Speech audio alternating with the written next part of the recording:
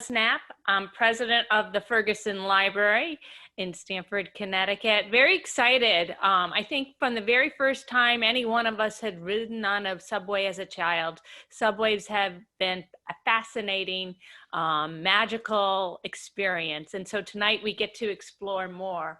But what I wanted to talk to you about is exploring some time with the Friends of the Ferguson Library. I was doing a report today and had to calculate how many volunteer hours we have at the library. And we use about 7.2 full-time equivalents. That's over 700 hours in a week to help run the Ferguson Library. And so many of those volunteers are the friends working in the bookshop, working on programs such as tonight. And so I am going to ask you to join. I often say that the friends are our secret sauce, and I say that for a reason. They have the connections in the community, and they know when to bring great authors here, such as John Morris tonight. But they also are, hold the book sales like the one that we'll have this weekend. And with a membership, which is very cheap. Now I sound like NPR or PBS, but with a membership that is not very much, only $25 a year, you get advance notice of these programs. So I hope you consider it tonight, especially after this fantastic program. And with that, I'm going to hand it over to Marilyn Allen.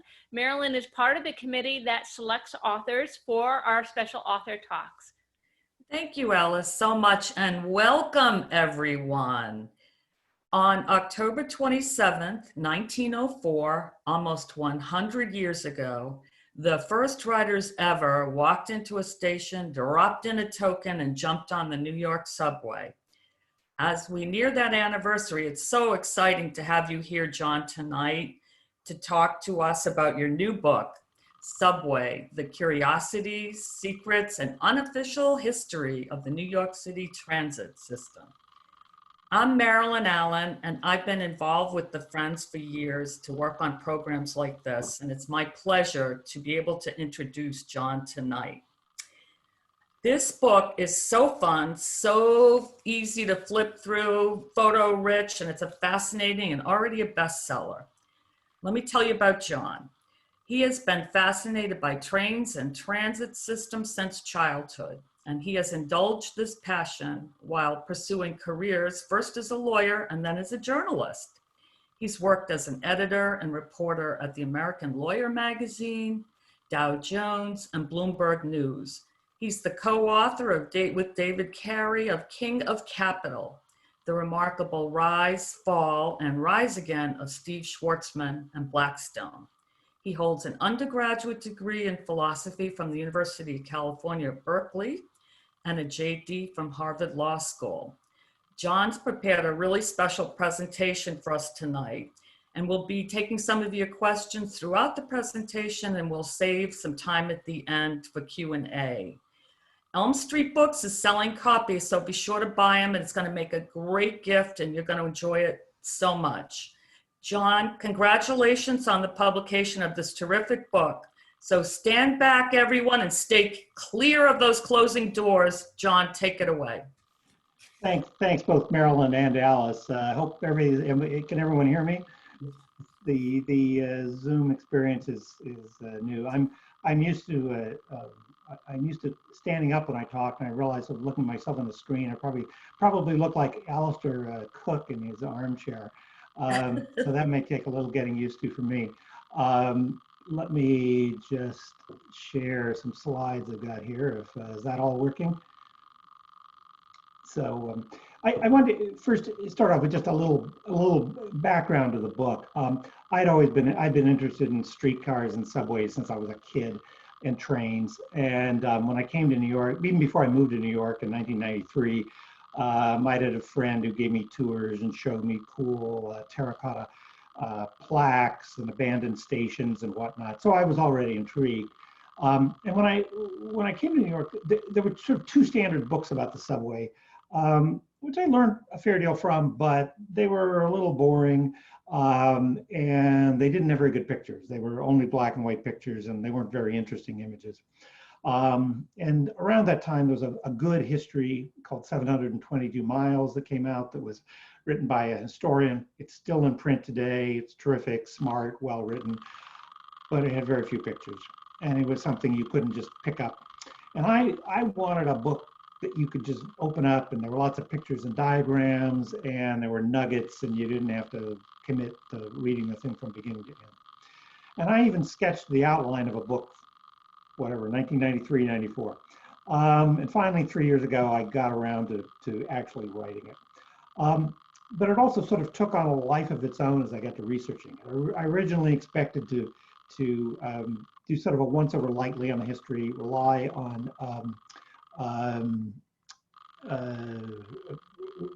secondary sources for the history. I'm getting a message here. There's some background noise. Let me see whether I can just turn off a fan here that may be being picked up. So pardon me for just 1 second.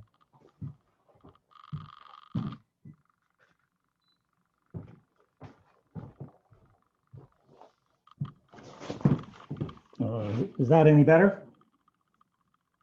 Is that better? Yeah, okay. What happened is I started reading these other books just to do my once over lightly history. And I got curious about things, and I started looking in their footnotes and then looking at the underlying sources. And then I started going to the public library, and one thing led to another. And I knew I had to people in this book somehow. It couldn't just be about train cars and tracks and routes and so on. I hadn't really figured out what the people would be. And what I discovered fairly quickly doing this rummaging around in the footnotes was that there were all these amazing characters out there. And as the research progressed, I kept discovering more of them. So what I wanted to do tonight was talk about 5 of them who I think are particularly interesting, particularly struck me. They're representative of their era, and they're really a cross-section of Americans of that period, 1900, 1915 mainly. They're more or less contemporaries. They were born over a 25-year span, and their lives and careers did intersect in that 1900, 1915 span between the different subways that were being built. The first is John B. Mcdonald, who was the main contractor for the first line. He was born in Cork, came to America at age 4, and became, even before he started the subway, he proved himself to be an enormously talented railroad and tunnel contractor. Then there was August Belmont Jr., who grew up fabulously wealthy, the son of a very important banker. And he, the son in his own day, became a major figure.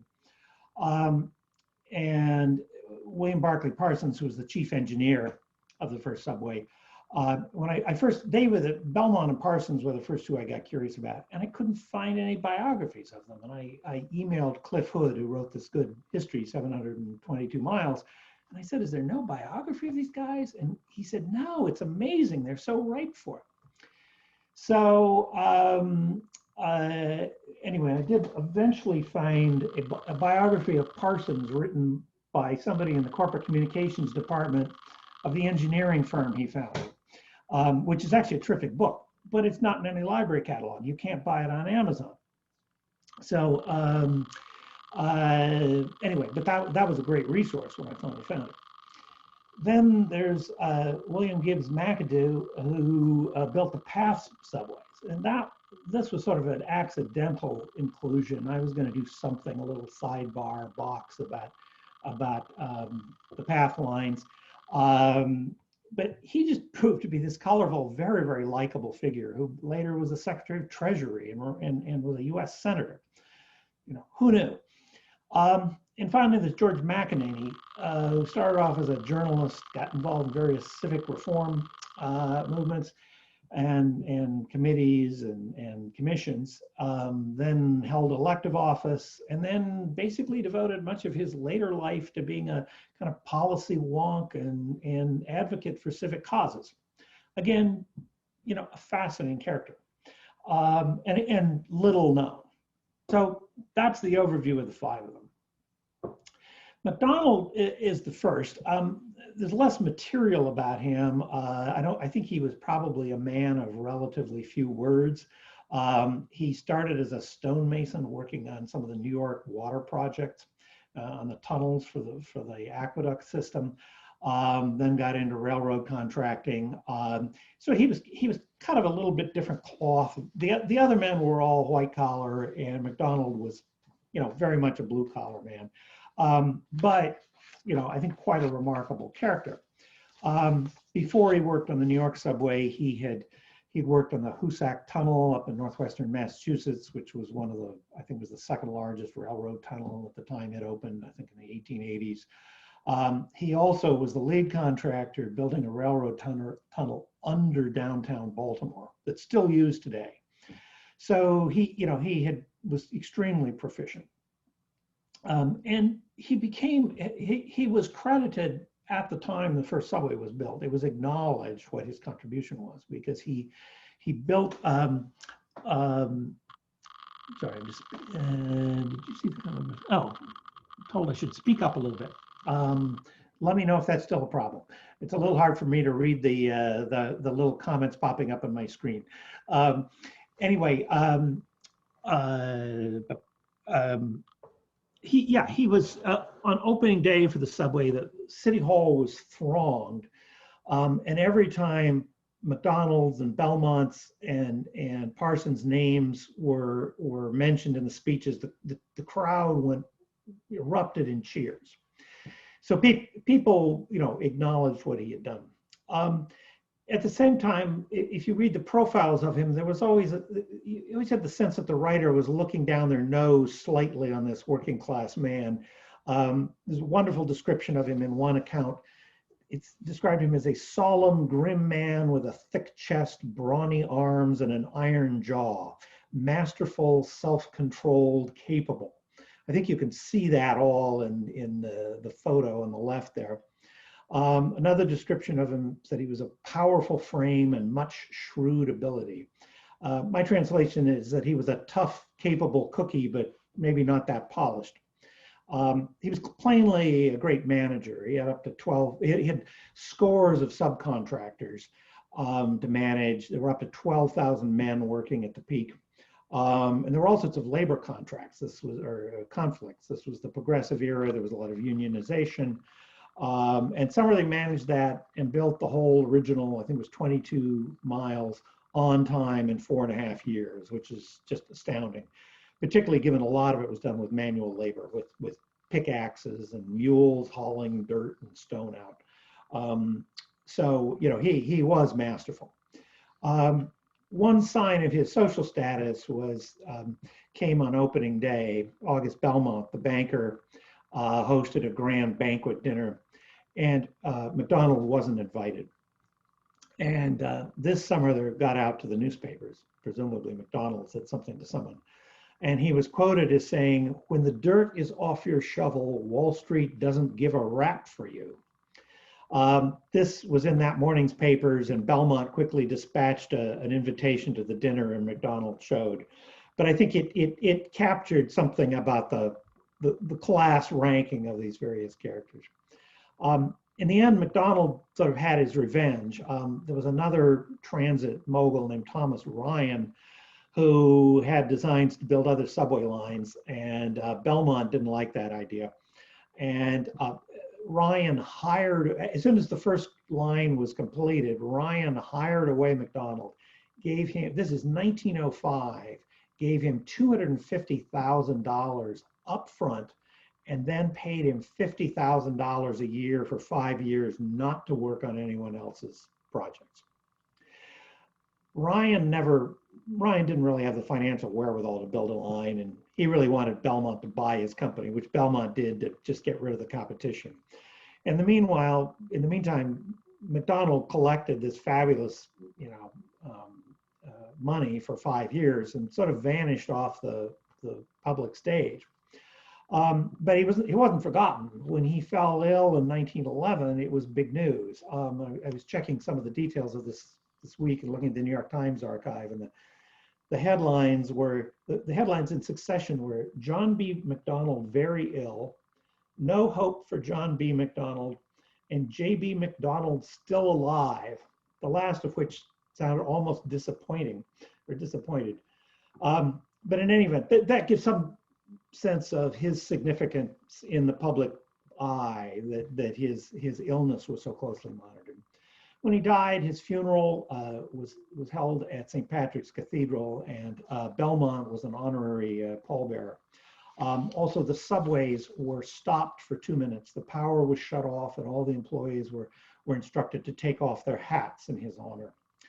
So he was honored at that point, and it's hard to think of somebody who better embodied the stereotype of the immigrant who made good, because he certainly did. And I think he retired rather wealthy thanks to Thomas Ryan's payments to him. I think actually, do I have? Whoops. Yeah, here's another picture. This is. I don't know if you can you see my pointer? Yeah, that's McDonald there in the front row. This was an inspection tour of the subways in early 1904. I guess 10 months before it opened. He's there with the mayor and all the other folks. So the next great character caught my eye was August Belmont Jr., who, as I said, was born to this enormous wealth. He was I think he was a little bit of a dilettante, probably somewhat spoiled. This picture on the left is him dressed up for a costume ball as a young man. Costume balls were a big deal in elite circles in 1880s, 1890s, early part of the 20th century. His father came to New York at age 23 as an emissary of the Rothschilds in Frankfurt. He was sent to Cuba to check up on their sugar investments. And he arrived in New York between ships, and there was an enormous financial crisis. This is 1837. And something like 700 or 800 banks and insurance companies failed. And he saw opportunity in this. He sent word back to Frankfurt and said, look, I think my time is better spent here than in Cuba. And he with their backing, bought up stocks and bonds and real estate, and within 10 years or so was viewed as one of the maybe half dozen richest men in New York. And he and his son continued to represent the Rothschilds, to be their agents in America, well into the 20th century. And the father was very noted. He was a big horse breeder and horse racer. So you can see here, the horses were so successful and so famous that they ended up being used as brands for cigars and cigarettes. And that started under the father. The son continued the horse tradition. The younger Belmont he built Belmont Park, named it for his father, conveniently also named for himself. And he was an avid horse breeder. He was the head of the Jockey Club for many years. He also financed America's Club entries, sailboat entries. As you can see, he was also quite short.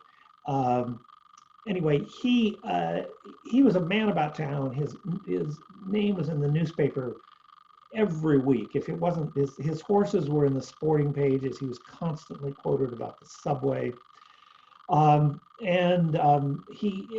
was also, he loved to show off his wealth, whether it was through his sailboats or his horses or his several estates on Long Island. He had horse farms at Saratoga and in Kentucky.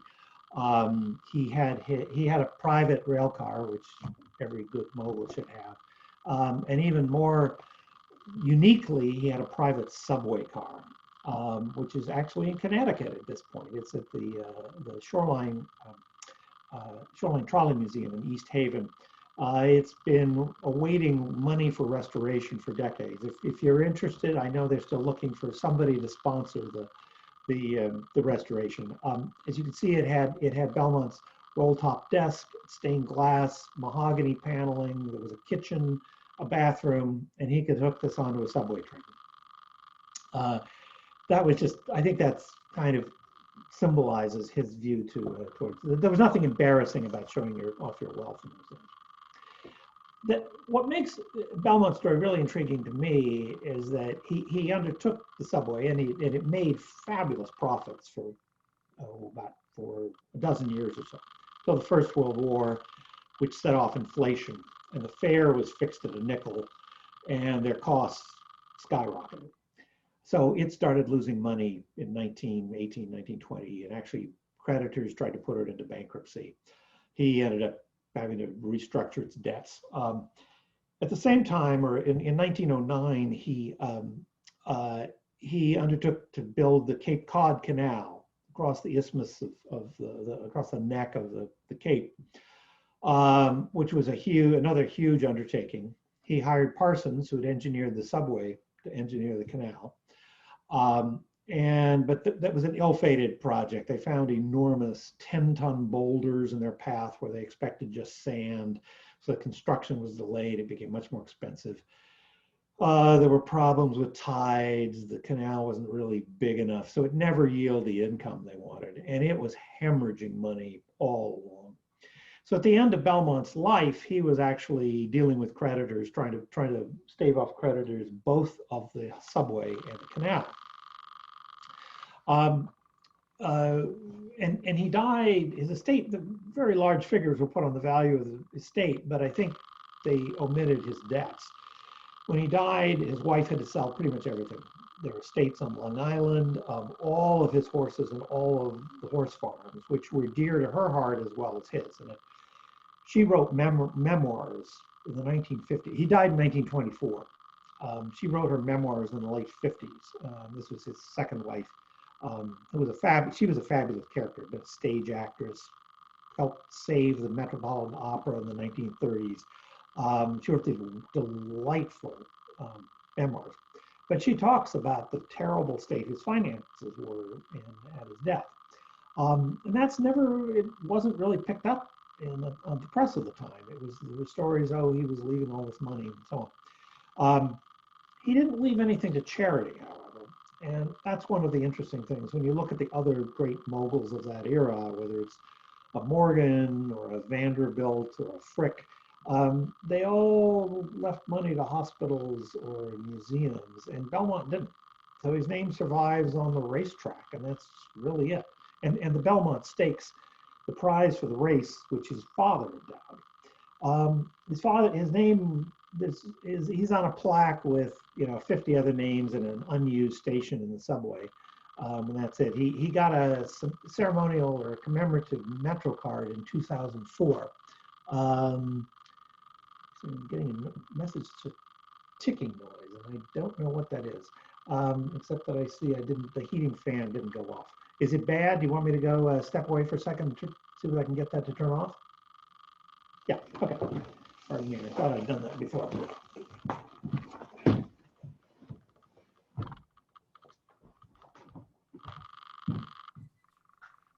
While John's away, when he comes back at some point, I'm going to surprise him and ask him, there's a fabulous chapter. I'm just chatting, John, about a question I'm going to ask you later about that wonderful chapter on Dream On, the lines that were never finished.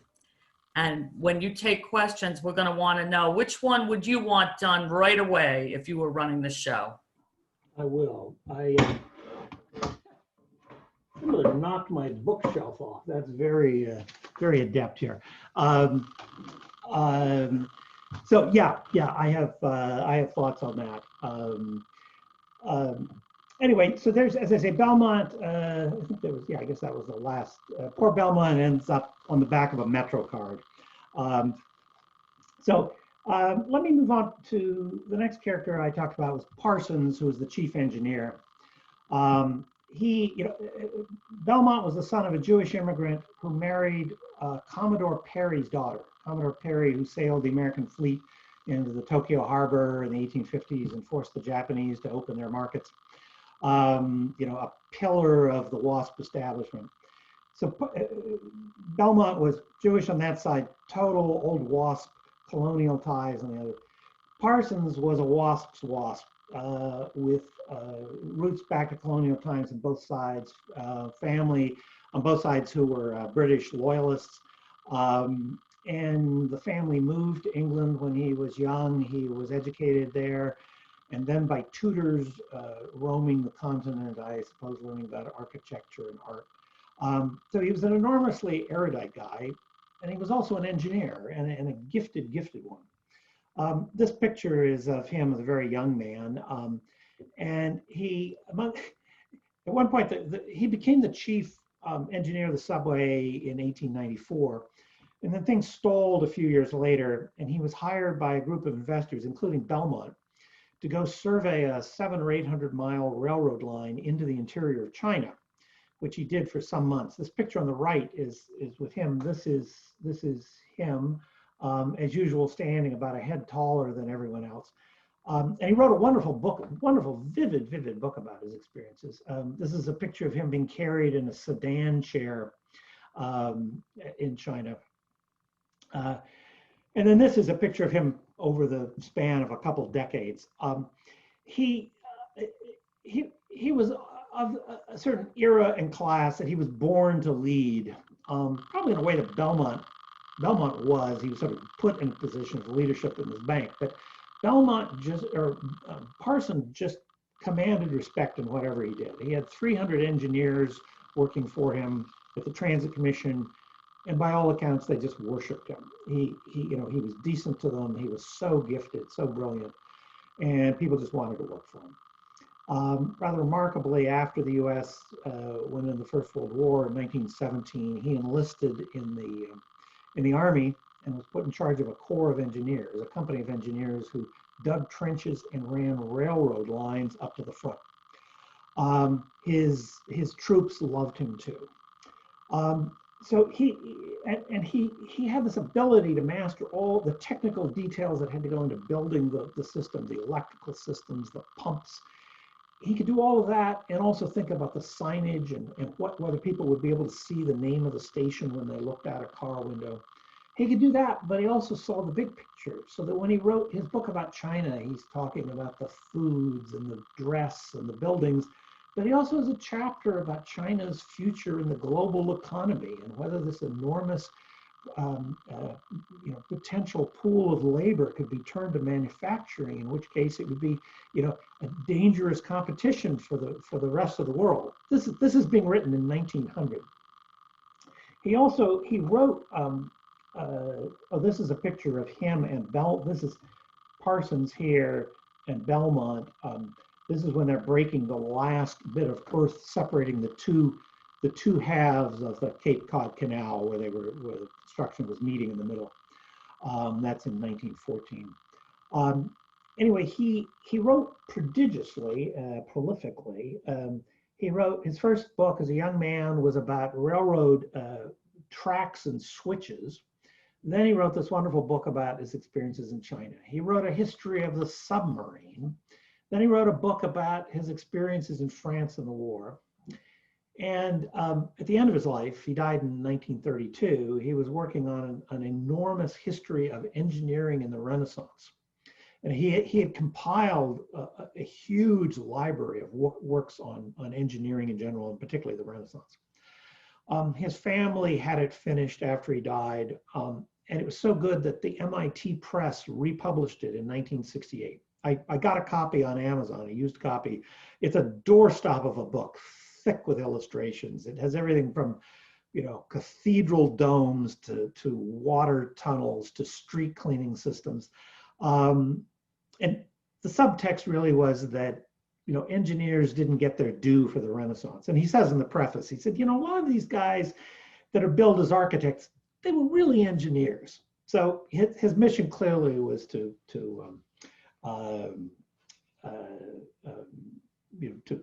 get engineers a little more credit. Anyway, a truly remarkable man.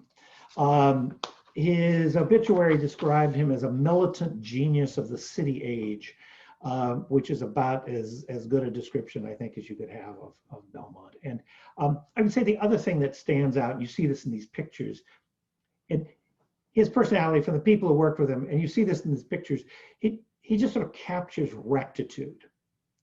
And apparently he was quite good at telling Belmont to brush off, or if, a mayor would call up and want somebody employed, a friend or, a nephew employed, and he would basically tell them to go to hell.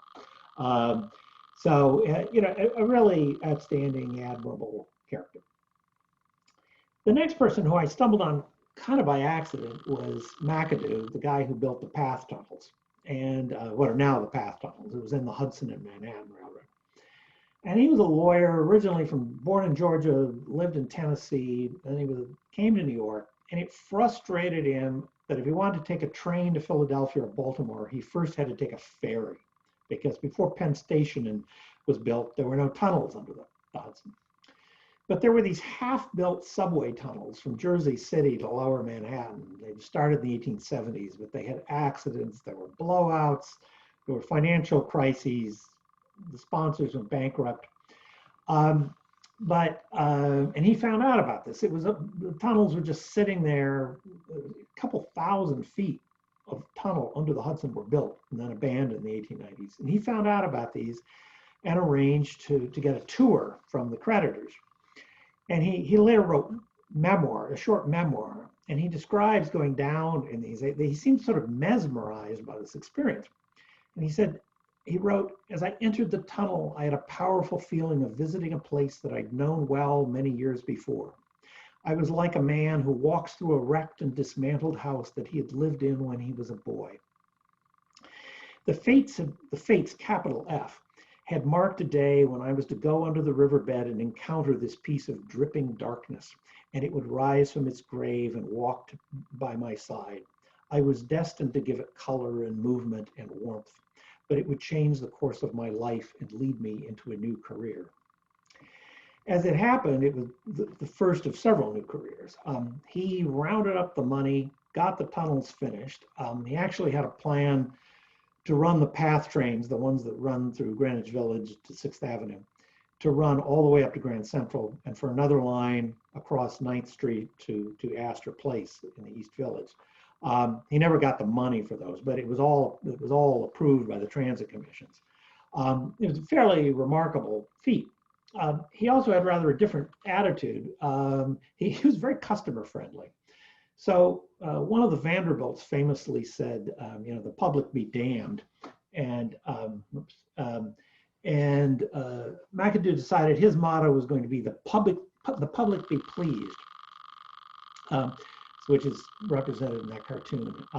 In the middle, you can see the map of the original plans with the extensions across 9th Street into Grand Central.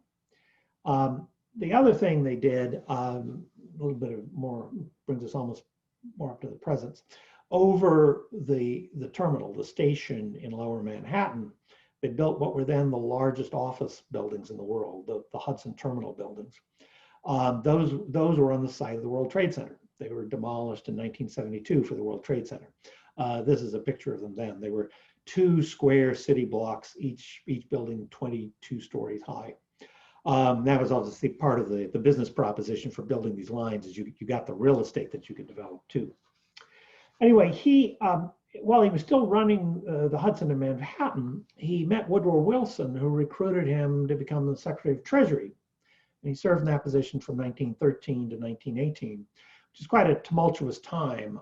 There was another run on the US dollar in 1914, and European in the run-up in the months before the World War I started.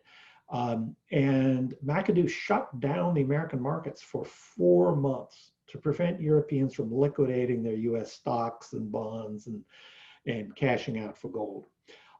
He also was instrumental in creating the Federal Reserve Bank system. He was one of a couple people who were crucial in that.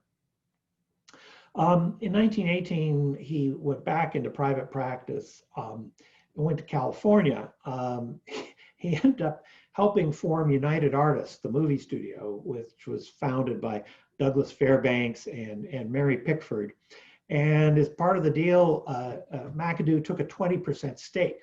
So he actually became something of a movie mogul and became quite wealthy from that across the 20s. But he stayed involved in politics. And he was actually considered the front runner for the Democratic presidential nomination, both in 1920 and again in 1924. And he placed first in the first balloting at both of those conventions, but he didn't ultimately get the nomination. He later, back in the 1930s, he ended up running for Senate in California, and he served in the Senate from 1933 to 1938. I should also mention, as the picture here, he he was a widower and he married Woodrow Wilson's youngest daughter while he was Secretary of the Treasury. This is a picture of the two of them. It didn't go very well. Apparently his children by the first marriage didn't like her. And right after he lost re-election to the Senate in 1938, I guess it was, he divorced her and he married a 24-year-old nurse. So this didn't make it into the book. I couldn't quite squeeze that in. But anyway, a very interesting, likable character. One other anecdote about him I liked, he was a bit of a showman. And in addition to being very solicitous, two other anecdotes. He insisted on paying women the same as men at the Hudson, Manhattan. He was talked into hiring only women as ticket sellers on the grounds that they were more courteous, first of all, and second of all, they would work for less. And he said, he bought the argument that they were more courteous, but said, pay them the same as the men. And the other anecdote I liked was that when they were building the Hudson terminal buildings, at one point he visited the site and there was a girder about to be lifted by a crane. He hopped on the girder, grabbed the cable, and he rose to the top of the building, something like 275 feet, and arrived to the amazement of the iron workers. And he said, "Good morning, gentlemen." So after I read about that, I thought you couldn't not like this guy. Anyway, finally, the fifth character in all of this is George Mcinerney, who, when I was researching this book 2 or 3 years ago, there wasn't a lot on him. He was the public official who negotiated the terms of the first real expansion of the subway in the late 1910s. Subway expansion had just hit a log jam after the first line opened in 1904. There were only a few additional lines built. There were political fights of every sort, lawsuits. And he took Mcinerney, who by then had been elected Manhattan bureau chief, to come up with a plan that gave Belmont's company franchises to build additional lines, and also enlisted the Brooklyn Rapid Transit company, or Brooklyn Rapid Transit, which was the BRT, which controlled all the elevated lines in Brooklyn, gave them franchises to build lines into Manhattan so that the city had competition, which had been a sticking point after Belmont built the first line because it was extremely successful, extremely profitable, and the city wanted to get somebody else in there. Anyway, he came up with a plan and then spent 2 years negotiating with the companies before they signed off on it, and the city government signed off on it. And that set off a good part of what's the remaining subway system. This is a picture of him in 1909. He started life as a journalist, and then he moved he had several jobs working in civil service reform, which was a big issue around the turn of the 20th century because there was so much, civil service, much of it, particularly in New York City, involved patronage. And he went from that, and he ended up being a manager on the business side at the New York Times. And then he worked for various nonprofits. And quite a remarkable career. This is a newspaper story on he widened streets, narrowed sidewalks and widened streets for cars in the teens. This is a list of his career, various jobs he held. He ended up later working for the Regional Plan Association, which still exists. He was its first president. Just sort of a think tank that makes long-term plans for the tri-state area. And he became instrumental in historical preservation. And as I said, when I first set out to research him, there was very little about him. This week when I was preparing this, I discovered that he's got several sets of advocates now. There are a couple of websites that have a lot of material about him, one devoted to preservation, and another group called Friends of George Mcinerney that's just devoted to preserving his legacy. So he was somebody who had sort of faded off the historical map and is now getting his due. But again, he also worked for a lawyer lobbying, making the arrangements for the building of Penn Station on behalf of the Pennsylvania Railroad, which was another enormous project, involved clearing many square blocks and then digging this deep hole for the tunnels. And he was involved in you know, the land arrangements and the relations with city government and so on. So really quite, I think, as you read about his career, I think one of his real skills was he was a consensus builder. He could get everybody behind a very complex plan that, you know, with lots of conflicting interests. Again, another really remarkable and admirable character. So when you look at all five of these people, I think McDonald's a bit of an outlier. He was a bit older. He was, you know, sort of different, you know, was less educated, probably a little less articulate.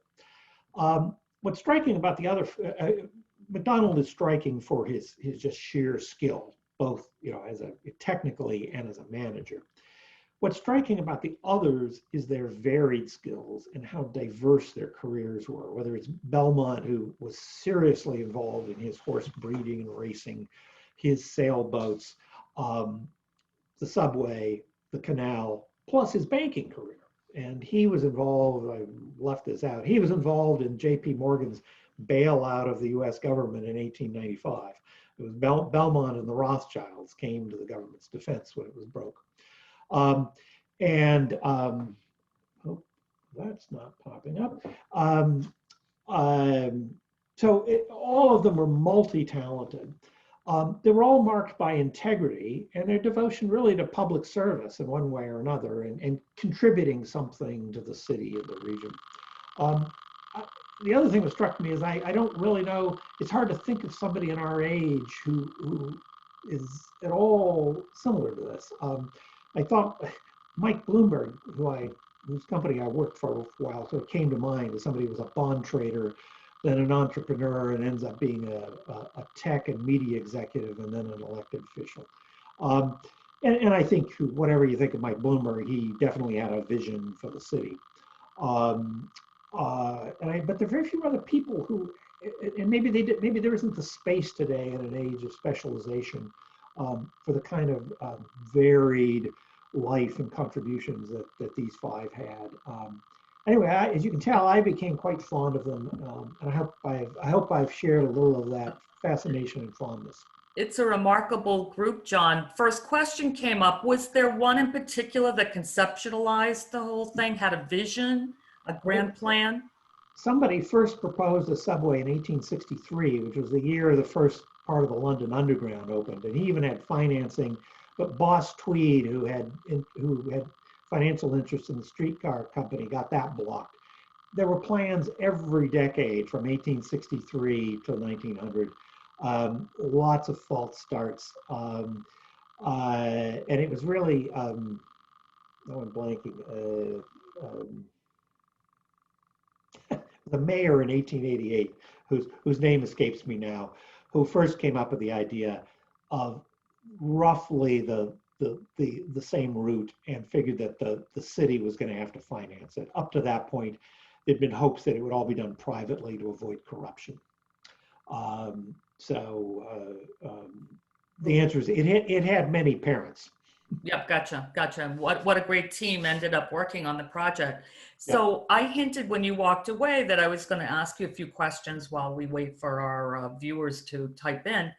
And I love the chapter on Dream On, the lines that were never finished. And if you were running the show, John, which one would you do first and why? That's a two-part question.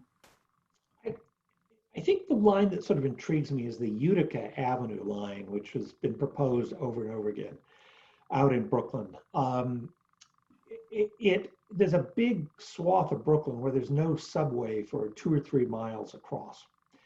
And it's all sort of 1- and 2-story buildings along Utica Avenue.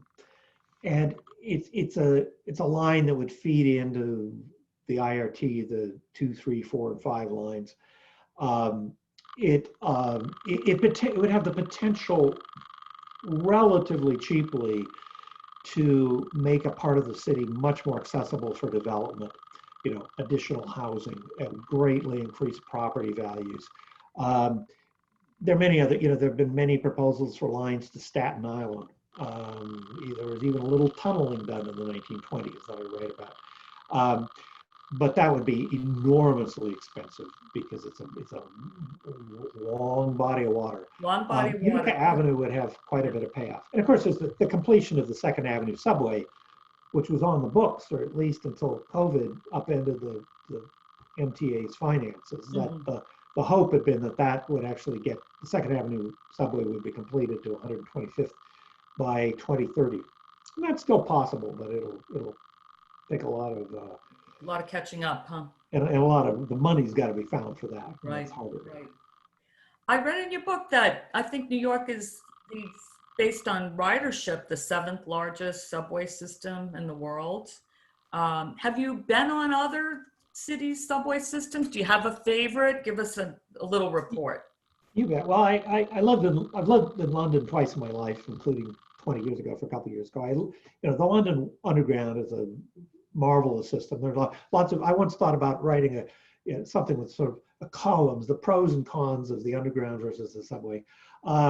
Various times I've ridden the Berlin U-Bahn, the Paris Metro, the Brussels system, Madrid, Milan. So if I've been in a city with an underground, I've tried to take it. That's great. It's nice to feel like we'll travel again someday, and you've given us a little taste of the world. Appreciate that. Yeah. Do you have a favorite station or line? Well, I live on the Upper West Side, so I'm sort of fond of the original, which is part of the original IRT, the original 1904 line. I guess just because of proximity and familiarity. But there are lots of cool parts. The IND, the city-owned line that was started in the 1920s. The lettered lines from A to G. They're a fantastic piece of engineering. The stations are bigger. You have places where the tracks actually twist over each other, so one track goes from the inside to the outside. All sorts of wild stuff. Very kind of over-engineered with excess capacity. So that's just cool from an engineering standpoint. Fun. Yes. I remember reading in the book that I think some of the signaling was done by the rolling of the wheels, like back and forth. I imagine they've updated all of that signaling, and I hope. We should be so lucky. Right. I was afraid you were going to say that, John. Most of the system still uses the basic technology of 1900, where the metal axles complete a circuit, and then they're electric relays. It's electromechanical. It's pretty primitive. It's worked. It's been a very, very safe system for 120 years. But it limits the number of trains in the tunnel because the track is divided into segments, and trains need two track segments between them and the train ahead. And what they're moving towards now, and the 7 line that runs out through Queens to Flushing, and the L line that runs across 14th Street in Manhattan, and then out to Brooklyn and Queens. I guess just Brooklyn.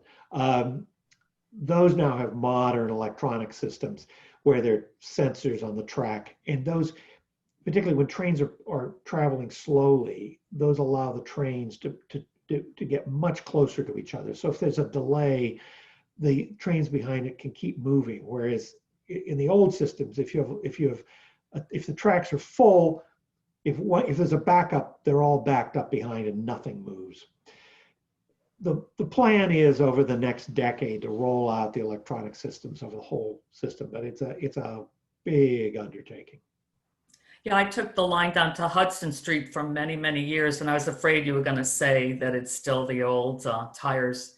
We have a very interesting question from Seth. He wonders, John, what is your favorite subway movie?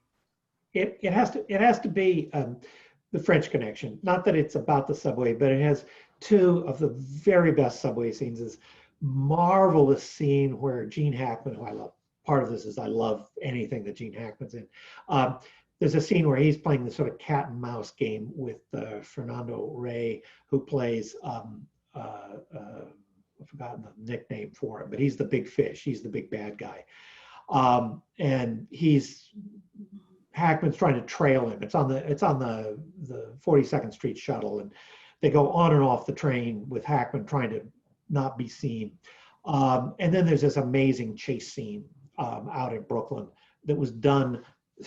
It was filmed without street closures or a license. They drove at 90 miles an hour on a Sunday morning.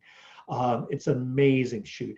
And there's a great, the director, Bill Friedkin, has given these wonderful interviews describing the filming of that. So that has to be my answer.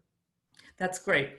So we have a question from one of our viewers wondering about how subways tie into community development.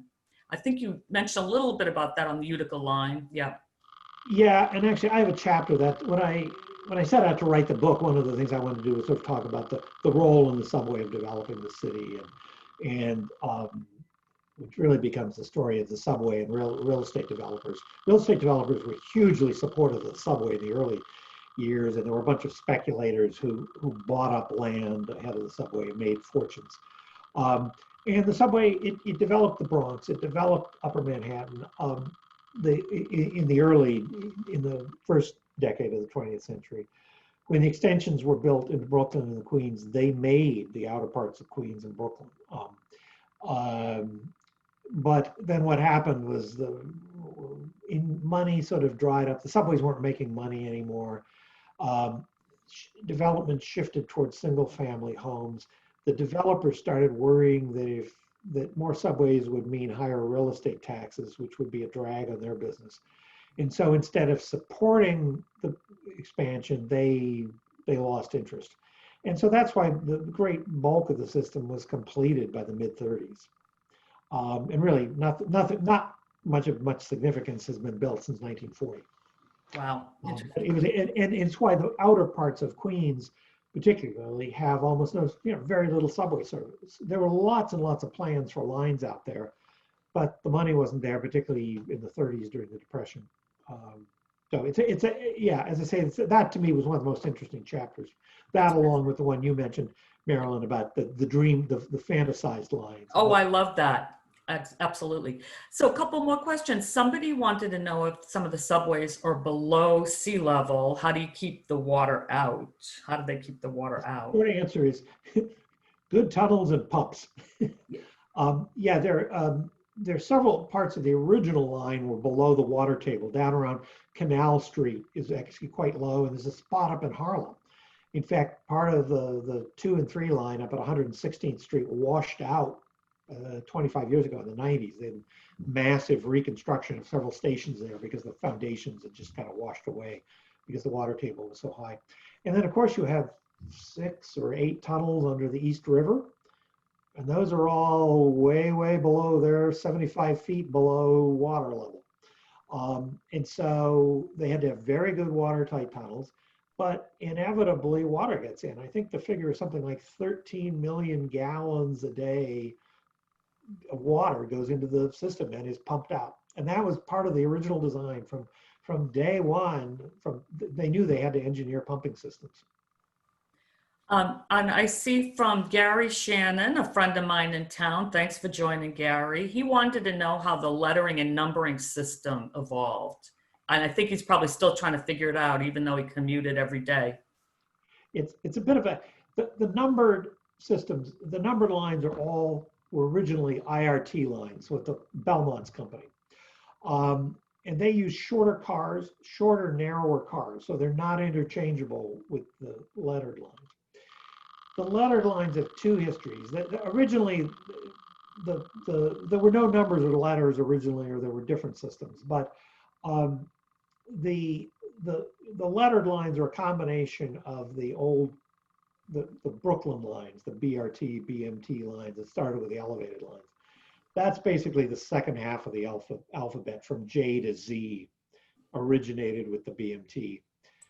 And then when the city built the 3rd subway system in the 20s and 30s, that was the I&D, and those lines are now A through G. But the I&D and BMT lines were interconnected starting in the 1960s. So lines that start in an old BMT line can end up in an I&D line. But that's why they all share the lettered system, and they share bigger, wider cars. So those cars are all interchangeable. Another question from Debbie Golden, very involved in Friends and fabulous human being. She spotted talking about an article in the paper today about the dire straits of the MTA. And it's kind of weaves in with a question I had. COVID must be devastating to the MTA. Tell us what's happening. Yeah, I think the last figure, they were looking at a $16 billion budget hole this year and next. Ridership of the subway was off 90% the first couple of months, March and April. It's still off about 70%, more than 70% in the last couple of weeks. And the subway and the buses, the New York system is unusually dependent on fare revenue. Most other cities have to subsidize their transit much more, but because New York and San Francisco, where I used to live, is the other city that is as dense and where transit is as heavily, is very heavily used. Those systems rely much more on fare revenue. They don't have to be subsidized as much. And as a consequence, when the ridership drops off, they have a much worse budget hole than other cities. So, they've been hoping they could get some sort of subsidy package through, Congress and the White House that would, be a bailout to local governments, but that hasn't happened yet. So it could be pretty dire. Wow, yeah, well, that's a nightmare. I hope it can survive and we all get through this time, and we will. John, what are you working on next? I'm not quite sure. I have an idea for a memoir about a great aunt of mine that was sort of intriguing. I have to say, I keep thinking about Belmont and Parsons, partly because they had they worked on at least 4 projects together. Belmont was a little younger. They were such different personalities. Belmont was this, this tall man of rectitude. Did I say Belmont or Parsons? Belmont was sort of a testy, short, haughty, very talented guy, but kind of arrogant. And yet they worked together over several decades. So I often thought maybe there's something to be written about those two. I got so fascinated. I was afraid that both of them left their papers to Columbia University. Oh. And I seriously thought of going up there and exploring them. And I realized I would never come out. I would never come out in time to do the subway thing. Would be your final rabbit hole, John, I fear. Yeah. There are a couple rabbit holes there. Yeah, you've made me want to go to the place in Hartford where the Belmont car is. That's quite a road trip for everyone. I've been there, though not in a number of years. Well, I want to be really cautious of our time. We're coming up on an hour. And I want to thank you so much for doing this. It's been a fantastic, wonderful, wonderful presentation. And remind everyone that Elm Street has the books. I think it's going to be on my Christmas list for a lot of people. They're going to get, Uncle Harry's going to get a copy. And we're so grateful to the Friends for sponsoring this and John Morris for your time. Good night, everyone. Thank you. Bye-bye now. Bye-bye.